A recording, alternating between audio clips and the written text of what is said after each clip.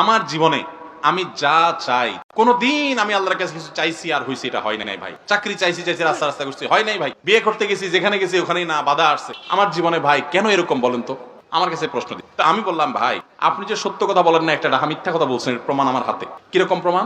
আমি বললাম, এই যে আপনি প্রশ্ন দিচ্ছেন আমার লাইভ প্রশ্নোত্তর অনুষ্ঠানে, শুক্রবার রাতে যেটা হয় 8টা, আমার এই লাইভ অনুষ্ঠানে কোন সপ্তাহে মাসে 25 থেকে 30,000 প্রশ্ন আসে। আমি উত্তর দিতে পারি 60, 70, 80, 90, বড় জোর 100টা। এক ঘন্টায় কয়টা প্রশ্ন উত্তর দেওয়া? প্রশ্ন আসে 25-30,000, কখনো এভারেজে তো 15-20,000 সব সময় আসে। তো আমি বললাম যে 25-30,000 মানুষের কমেন্ট থেকে আপনার কমেন্টটা আমার চোখে পড়ছে, আল্লাহ ফালাইছেন, আমি সেটা পড়ছি। তাহলে আপনি তো সবচেয়ে সাকসেস মানুষ আমি দেখতেছি। আপনি একটু আগে বললেন, আপনার প্রশ্নের মধ্যে আপনি লিখলেন যে ভাই আমি জীবনে যা চাই জীবনে তার উল্টাটা হয়, আমার কথা কোনোদিন পূরণ হয় না। আমাদের এই লাইভ অনুষ্ঠান 212-13টা পর্ব হয়ে গেছে এ পর্যন্ত। 4-5 বছর ধরে লাইভ করতেছি।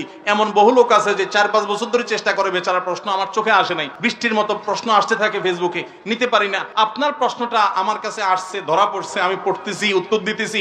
আপনি তো সৌভাগ্যবান মানুষ ভাই। আমরা এভাবে চিন্তা করি না, আমরা সব নেগেটিভ চিন্তা করি। গ্লাসের অর্ধেক পানি, বলি যে ভাই আমার গ্লাসটা অর্ধেক খালি, দেখছেন? কেন আপনি এভাবে দেখতে পারেন না? মাশাআল্লাহ আমার গ্লাস অর্ধেক পানি আছে, অনেকের গ্লাসে একটু পানি নেই। এভাবে দেখা যায় না? আল্লাহ আমাদেরকে এভাবে দেখার তৌফিক দান করুন।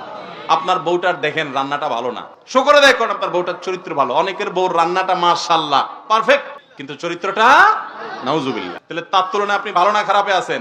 অনেক মহিলারা অভিযোগ করে, হুজুর আমার স্বামীটা অমানুষ, একটাবার জিগায়ও না খাইছো কিনা। আমি বললাম, পরকিয়া করে কিনা? না সেটা করে না। আমি আলহামদুলিল্লাহ বলেন। আবার আরেকজন এসে বলে, হুজুর আমার স্বামীটা পরকিয়া করে, 2 নাম্বারই করে। আমি কই পিডে আপনারে?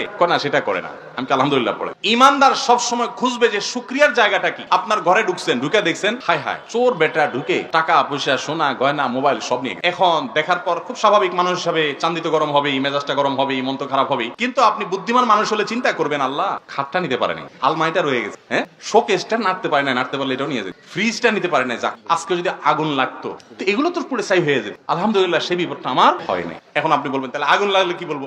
আগুন লাগলে তখন বলবেন, আল্লাহ যাক আমি তো বাঁচছি। কত মানুষ বাড়িতে ঘুমেছিল, আগুন লেগে বাড়িও পড়ে ছাই, সেও ছাই হয়ে গেছে, আছে না নাই? তো আল্লাহ তো আমাকে ভালো রেখেছে। ইমানদার সব সময় পজিটিভ পয়েন্ট খুঁজবে, খুঁজে আল্লাহ শুকর আদায় করবে। শুকর আদায় করলে আল্লাহর কোনো ঠেকা পড়ে না যে আপনার শুকর আদায় করলে আল্লাহ কোনো লাভ। আপনি শুকর আদায় করলে আপনি সুখে থাকবেন। কিভাবে সুখে থাকবেন? আপনার একটা বিপদের পর আপনি যদি হালকা হয়ে যান, তাহলে আপনি নির্ভর হয়ে যাবেন, আপনার পেরেশানি কমে যাবে। আল্লাহ আমাদের সবাইকে শুকরিয়া আদায় করার তৌফিক দান। তাহলে আমরা আল্লাহ শুকর আদায় করবো তো ইনশাআল্লাহ। শুকর 3 ভাবে করবো। কয় ভাবে? নাম্বার 1, মুখ দিয়া শুকর আদায় করা। মুখ দিয়া, সেটা কি? আলহামদুলিল্লাহ। মুখে কি বলা? আলহামদুলিল্লাহ। আল্লাহ তোমার শুকর আদায় করতেছি, আল্লাহ তোমার শুকর আদায় করতেছি।